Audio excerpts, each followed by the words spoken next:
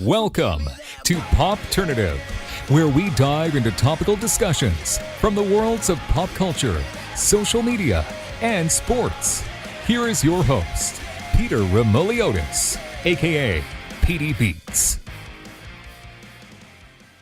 Hello and welcome to the Popternative Podcast, the podcast and talk show where we have digital discussions from the worlds of TV, film, music, news, pop culture. Everything really, depending on the guest, we talk about it all. As always, I'm your host, Peter Remoliotis. On social media, you know me as PD Beats. My guest is an actor and a musician. He will star in the upcoming horror film Wrong Turn. He's also a musician, like I said, has a lot of really cool songs available now, Apple Music, Spotify, wherever you listen. We are with Vardaan Arora. Vardaan, welcome to Popternative, man.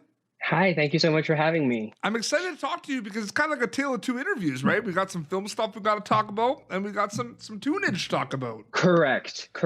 I feel like that was something that I've always wanted for myself. Yeah. The actor, singer hyphen. So I'm glad that we are able to talk about both those things. Absolutely. And you're obviously a bit newer to the acting stuff. Like you've done it for a little bit, but you know, the music is the main thing that a lot of people kind of know you from. But I mean, it's exciting. I'm a big horror movie fan. I mean, I'm really excited for people to see the film. I saw the film. I love the film. But you know, like a reimagination of a very popular horror franchise, and I think you guys did a great job. So what's that been? What was that like, kind of filming it? And you know, it's calm before the storm. People are gonna get to see it.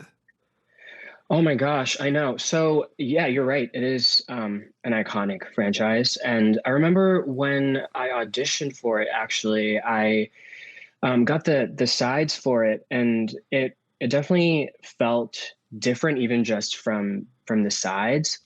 And I'm a huge horror movie fan as well. And I had only seen Wrong Turn in like bits and pieces. I feel like the first time that I actually watched the original was after I found out I got the part. It was like the same day, actually. I was super excited when I found out about that. But yeah, you're right. It's an iconic franchise. After reading the full script, knew that it was going to be a completely different beast from the original, but I had faith in this reimagining because, you know, it's the same creator as the original franchise, the same writer, and I was like, I just gotta trust his vision. And then Mike P. Nelson, our director, I loved his film The Domestics, and I was like, this is going to be really cool. Yes. Yeah, so it was super exciting to get the part. It was great. Like, we filmed in Ohio, which we were kind of in the middle of nowhere. Lots of hiking in the woods. We would hike for hours. So it was also kind of more physically challenging than some other roles might have been. But it was just super, super exciting. It was like new territory for me completely. And again, I love horror movies, so being in one was like a dream come true for me. It's pretty crazy how the horror films, the horror genre, one, it's blown up. It's insane. The amount of amazing horror movies that have been created is unbelievable. I think that genre has grown up and become this powerhouse that doesn't rely on the jump scares and the gore, although, you know, if they watch this, they'll get that, which is great. You know what I mean? But there's a lot of other things in this film that are like society is scary. Mm-hmm. I mean, there's nothing scarier than the world right now, I would argue. I'm surprised that people aren't just terrified all the time, because I am. But I agree with you. I mean, I think horror as a genre has evolved. I think people had a harder time taking it seriously. Mm-hmm. And then you see all these like epic horror films like Hereditary or Midsommar or even Get Out that have, you know, social messaging woven into the plot, and also just the acting. It just, I feel like films like Hereditary, for example, it's one of my favorite horror films. That the acting really elevates it. And I also think that a lot of people are watching horror movies in quarantine. Since the pandemic started, I feel like people are consuming so much more content, and I feel like horror is a genre that a lot of people gravitate towards. Absolutely. I don't know what the psychology Well, there's a streaming service it, there's a streaming service, Shudder, one of my favorites. I know. It's literally horror films. Hey, I subscribe to Shudder. I'm telling you, I'm like a hardcore. Did you watch Host on Shudder? I did. So I interviewed the whole cast on Zoom. It was terrifying. I will have to check that out because I know only through online, but I know Gemma. Yes. Who is in that film, and she's great. I've done I an mean, interview. I've also done like a one-on-one like this with Gemma as well. really, I will Yes. have to check that out. I Love saw that that you movie. guys followed each other, so I'm gonna check that out. But yeah, I love that was one of my favorite movies to come out of the pandemic. Also crazy how fast they did it. I feel I like don't till this day understand, and they're not telling me anything. And I have an interview coming up with Rob, Jed, and Emma, the writers of it. We're Mm, gonna do like a cool thing, and they're probably not gonna tell me anything because why should they? You know what I mean? But like I don't know how they got some of those shots. Like I have no idea. I don't it's so understand. impressive. Yeah. Like I don't get it, man. It's It's it's also, it's I love the witchcraft length of it. almost. It's like it feels like you're on that Zoom call with them. So But do like you I know feel what like I mean? watching it Some of on the your shots they got with the chair going back. Like I don't know how they got some of those I know. shots. I kind of don't want to find out how they did it because I feel like it's scarier that way. But But like it's why like I've never I don't get it. Like especially in the circumstances that they were filming, how they got some of those shots is just insane. Like it's yeah, amazing. I mean, I love that movie. I've Yeah, seen it twice now. absolutely. Man, I'm gonna send you a list of movies. I'm sure you've seen all of them, but like I'm gonna like I there's some good ones. I watched Shudder has some good ones. There was a one with Lance Reddick from a while ago and Aaron Moriarty from The Boys called Monster Party that I loved. I saw that years ago, actually. So good. Yeah, The Beach House I really liked. I saw that one too. I'm telling you, I have had nothing but time to watch all these Did you movies. watch Scare Me? The I Cabin? did. I like that I one did. too. I That one interviewed felt Josh. like a play to me, which was cool. Yeah. There's man, there's so many good ones. I don't know. That's the thing, man. Like I watched Wrong Turn. That was like Hmm. a whole event for me. Like I found out that I was interviewing some of the cast. I'm excited. Like that was like a whole like I prepared. I worked out in the morning. I made a cool dinner. I watched the movie. It was like an event. Oh my gosh. So I mean, I feel the same way, even though I got to work on it. We filmed like back in 2019, Mhm. and Mike emailed us to let us know that the film was officially completed, like back in July, I want to say. Mhm. But none of us had seen it. So I feel like I also just recently watched it, and it was a huge event for me too, because as an actor, you only get to, you're only on set for the days that you're required to be on set. So you don't often get to see what the whole film is going to look like. So you only have, a piece of the puzzle. So it was great for me to be able to see the whole thing. And I, more than anything, just felt super proud of the whole team of people that worked on it, our cast or crew or director. Like everyone worked really hard, like quite literally put blood, sweat, and tears into this project. So it was really cool to see it, And in its final stage. one last thing I wanted to say before we kind of shift gears talking about your tunes, because I really want to talk about that, is it's interesting how the horror genre has naturally gravitated towards like an ensemble cast. Like there's always kind of Mhm. like a lot of characters in a horror film.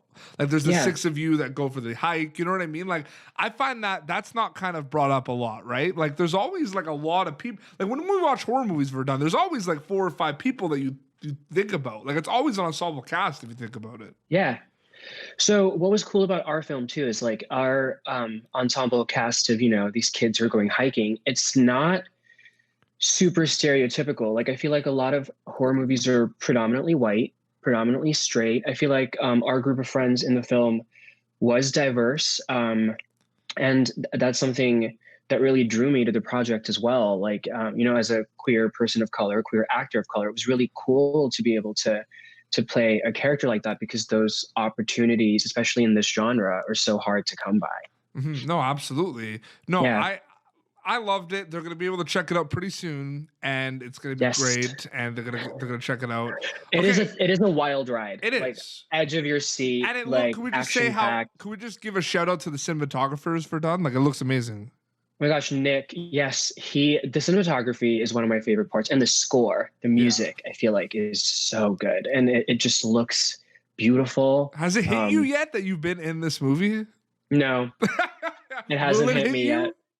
I I don't know. I like, it's very, very surreal. I don't love watching myself, to be completely honest. I feel like I'm overly critical of everything about me. That's why I always have to ask. Like you Yeah. watched it, so even before we were talking about it, I had to ask because you can't assume that anymore that people watch their own stuff. Because I always ask that before I ask. Because like, yeah, there's some people that don't want to watch themselves. It's so weird because I know we're going to talk about the music too, but I love listening to my songs, but I don't love watching myself. That's a good segue. I know. I was like, let me figure out a way to shift gears a little bit. Yeah, but no, it's fascinating. You're a musician. You have some tunes out. People could check out your tunes. First thing that kind of comes to my mind when I listen to Vardaan Arora's music is the following, and it's something I love, and it's a trend I'm noticing a lot. Obviously, someone asks you, what kind of music do you do? What genre? There's a lot of things we could say. You're throwing a lot of sounds in there. You're not kind of limiting yourself to one sound. And I think that's kind of the big trend of there's some people that gravitate more for the pop, the rock, the alternative, the EDM. You're kind of just bringing all those flavors in there. And I love that about your music. Do you agree with me a little bit in that capacity? So I actually just feel like genres shouldn't exist. Yeah, I don't really believe in genres. I like to say that I'm a pop musician only because I feel like pop as a genre, it contains multitudes and it contains many other genres. Like pop is short for popular. So you know what I mean? Like I do think I gravitate. Forget that, I feel, eh? Sometimes exactly. we forget that. But I grew up listening to so much pop, and all the artists that I am inspired by and listen to, are pop acts, like especially women. I feel like other artists that I'm inspired by usually been women. But so that's why I like to say that I'm a pop artist. I do think that something that all my songs have in common probably is just I like to have this infectious quality in the melodies. Like when I'm writing, I just want something to sort of get stuck in your head a little bit and something that makes you want to get up and dance. Like I just want to make music that makes people feel good. Yep. Even if the lyrics might be vulnerable. I mean, I feel like a lot of the lyrics come from a vulnerable place, and a lot of the themes that are lyrically discussed in my music are darker, but the production and the sound is always upbeat and feel good. Yeah. For sure. Well, now that's another. You're segueing perfectly to my next question. This is great. Okay. Who needs media training? We're gonna do a segment now called Name 3. This is a segment that I do with musicians that come on my show because I want an opportunity for my listeners and viewers to check out your music. Right. So this is called Name 3. So I need you to name 3 Vardaan Arora songs for me, but there's 3 specific songs. Okay. So I need you to name. Obviously, a lot of your songs you could bob your head to a dance to, right? But one that stands out. I need a dancey song, like an upbeat, up-tempo dancey song. I need a heartfelt song. So I need a song. They're all important to you, but one that kind of comes to mind. Okay. And then I need a trendy song. Maybe like your newest release or a song they have a music video for.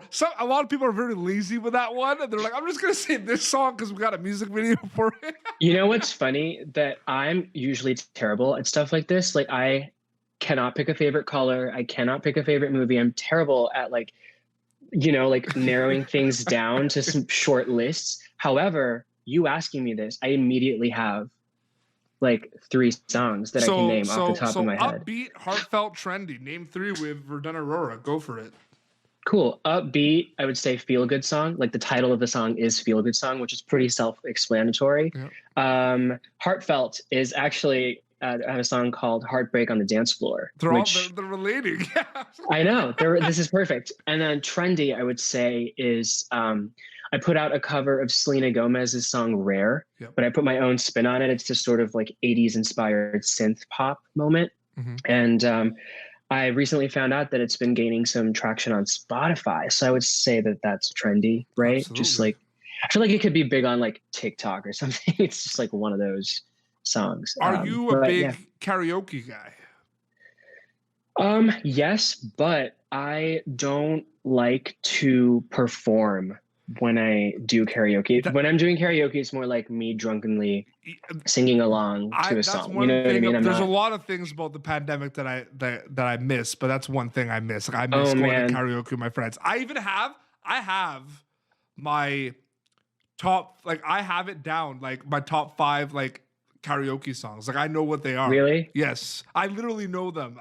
I feel like I have two that are my go-to, and they're so out of character. I feel like I don't even really listen to these songs, but for some reason, whenever I go out karaokeing, I have two go-to songs that I sing. And again, like I don't like perform these songs. I'm doing it. Do you know what I mean? Like as a for something for fun.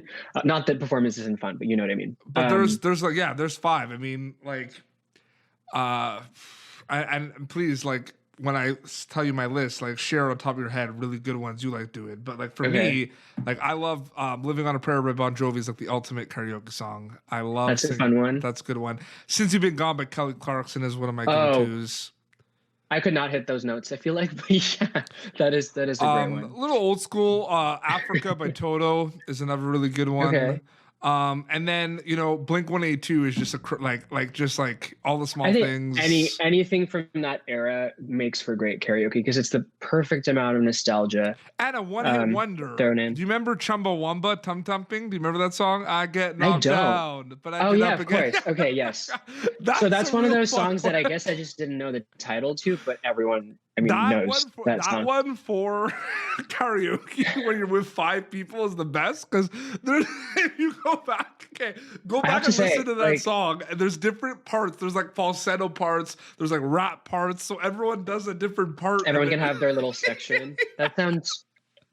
All those actually sound like a good time to me. Absolutely, it's amazing. I was interviewing this family called the Sharp Family Singers. They're big on TikTok, and I asked them all like when they did their intro, like who they were, their go-to karaoke song, and like they were having a hard time. And I'm just like, you sing all the time. Let's go. You know what I mean? I know, but a lot of singers have like weird relationships with karaoke as a concept. I found some singers love it. Some singers feel like they're kind of on the spot. But which I can also kind of relate to. Do you like karaoke? They're like, oh, we love it. So I'm like, oh, they did. Okay. But no, they were great. They were awesome. It's crazy to me, like how. I want to do something right now. I'm gonna pull up your Spotify right now because I was looking at it. Because what's blowing my mind right now is that there's actually like a way. Because how like your song could be on the radio and I'd be driving to work and I listen to your song and it's like, cool, I'm listening to it. Now there's actually like with Spotify, you can literally like track like how many people are actually listening to your music. I know. That's actually a blessing and a curse, I feel like. There's like 30,000 people on a monthly like basis right now listening to you. Like that's crazy. That is super cool. I feel like I always look at numbers as like, oh, this isn't a big deal. Like it should be more. Feel Good song has over 2 million streams. That's insane, man. Good for you. Thank you. Yeah, that one was actually the first song I ever put out. So I definitely the luck definitely had a lot to do with it. I feel like in the streaming era, a lot of it also depends on the Spotify algorithm and how people discover you through that. Playlists. Yeah, playlists are huge. Because you're on the No Border playlist, and I actually have that playlist. That playlist has a lot of kind of like, I'd say like, I don't like using the word obscure, but it has a lot of like experimental like pop on that. Yeah, so the No Borders playlist is also actually, I think it's primarily a South Asian artist. It's South Asian. Yeah, so that's cool too. But have you also listened to, there's some different stuff in it too. Yeah. It's very eclectic. There's also another playlist I love called It's Out Now. Out Now, yeah.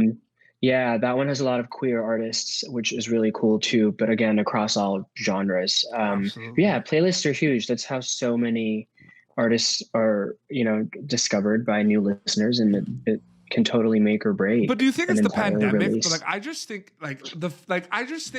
I think it's the pandemic for Vardaan, but content's just hitting so quick. You know what I mean? Like 50,000 people listening to a song like the first 3 hours it's out. You know what I mean? A couple million people watching a show on Netflix like the first 2 days it's out. It's just like it's hitting quick, man. Like come on, it's hitting really fast. I know. Because people are stuck at home and content consumption is so different.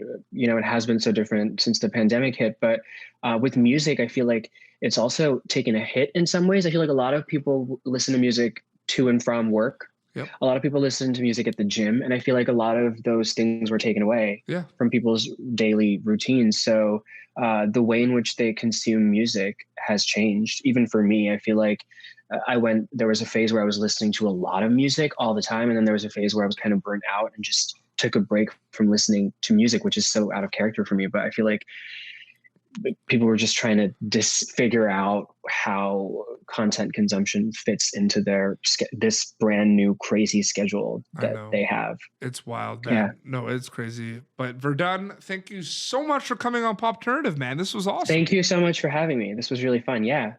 So I mean, Wrong Turn, we're going to be able to see you in that very soon, which is awesome. Yes. And people can also listen to your music wherever they listen to music, right? Wherever you listen to music. I use Spotify, but isn't that interesting how like, oh, where can I listen to your tunes? Anywhere. Like literally, like any platform that people listen to music. I always feel a little bit weird when people ask me, like, where can I find your music? I'm like, anywhere you can find music. And where can people follow you on social media to keep up to date with everything? Yeah, I'm at Vardaan Arora on Instagram and Twitter. Perfect. Don't really use any other social media platforms, although I feel like I've been told I need to get on TikTok. Absolutely. But a lot of catching up to do, I feel like, in that department. Absolutely. Well, this has been Popternative, youtube.com/Popternative. For previous episodes, you can check out Vardaan Arora in Wrong Turn. That will be available very soon. You can also listen to his music wherever you listen to music. Until next time, this is Vardaan Arora and PD Beats signing off. Thank you for tuning in to Popternative. Make sure to check out our past episodes of Popternative on YouTube. Be sure to like Popternative on Facebook and follow us on Twitter. This has been an Autograph Communications production.